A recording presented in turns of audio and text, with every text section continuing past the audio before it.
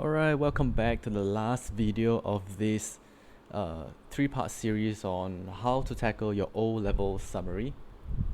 In this last video, I'm going to teach you how to paraphrase for O-level summary. Now, although the video says I'm going to teach you how to paraphrase, but the reality is that I'm going to teach you how not to paraphrase. Okay, what do I mean by that? Okay, now let's go back to our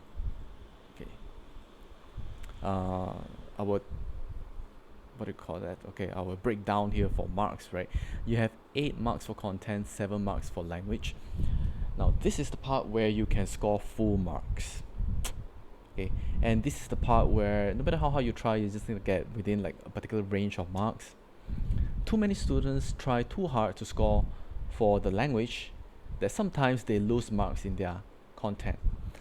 So when perhaps you already have 8 points, which will qualify you for 8 marks in your summary, and you were going, which could have been 8 marks, and let's say your language would be 3 marks by default. Okay, with minimal paraphrasing, it will be 3 marks. But too many students, okay, instead of going for this scenario, they try to boost their language marks to say 4 marks or 5 marks by paraphrasing. When they start doing that, they probably will raise their language mark to 4 marks, but in the process, because of how they have paraphrased certain points, they actually did not score full 8 marks for this because they might have misconstrued, misrepresented the points. As a result, they might only get, say, 5 points. So in the first scenario, with minimal paraphrasing, could have gotten 11 marks. In the second scenario, 9 marks, even though we are scoring more for language. So it is sometimes simply not worth it to aim for language marks. So as much as possible, we try to minimize paraphrasing. There are several skills that I can teach you when it comes to paraphrasing. There are 3, I would say, easy ways to paraphrase. The first way to paraphrase is not even to paraphrase, it's just to lift it. Lifting the word. Yes, you heard that right. You can just copy this whole thing and you'll be fine. Okay, you still retain the point. The second way to paraphrase, which I really recommend, is to change the part of speech if you can.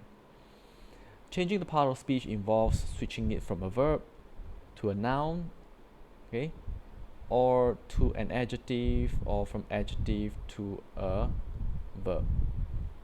Okay, you can switch them around, but as long as you don't change the meaning of it, which is very difficult if you are just changing part of speech, okay, you will still get a point.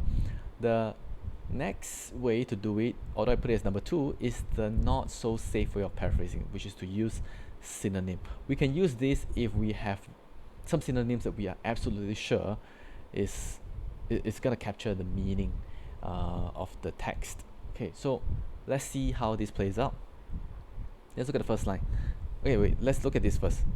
So this is a starting point. In recent times, man mistreated animals, using them for what? Using them for entertainment. Don't change entertainment. But if you want to, using them to entertain us. Okay, often of a degrading nature. Oh well, degrading. Okay, comes to degrade. I don't think it would be wise to change it to any other part of speech, so we could try to use a synonym here. Okay, to degrade them is to humiliate, humiliating them. Okay, so next, okay, so we paraphrase entertainment.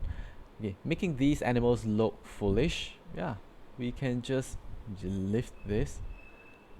Okay, making them look foolish. I'm just gonna lift it over here. Okay, and we are insensitive to the humiliation the creatures suffer. So we see the word humiliate, yeah, it's been used before. So we are insensitive. Perhaps you could use insensitive, change the part of speech. Okay, animals suffer from our change insensitive to insensitivity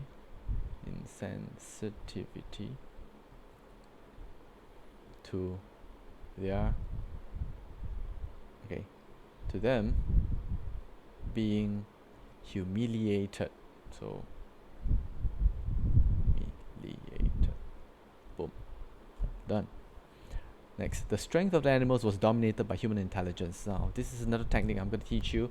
You can, if you do not want to change a part of speech, okay, you can simply like lift it, okay, but changing the order of the words. Now, the strength was dominated is in passive voice. Why don't we change it to active voice instead? If you remember from your primary school days, it is possible to change something from a passive voice to an active voice and vice versa. What we can do here is to say, we use our intelligence to, now dominated, we change to dominate. Now, the strength of these animals, now these animals are like tigers and lions. We know that these are animals with strength, but I don't want to use the word strength. I want to change it to an adjective. Now it's a noun. I'm going to change strength to strong, to dominate strong animals. Okay, so this is a very, very simple technique, but it will pay off in your GCE O level. So let me just summarize what I've said in this video. We try not to paraphrase. We try to keep the words. If we do want to paraphrase, we try to paraphrase them by the part of speech rather than changing the word entirely, because that increases the risk of us losing the mark. And that is all for this series of video. I would highly encourage you to try paragraph 4, okay, doing several things. Okay, number 1, to select the points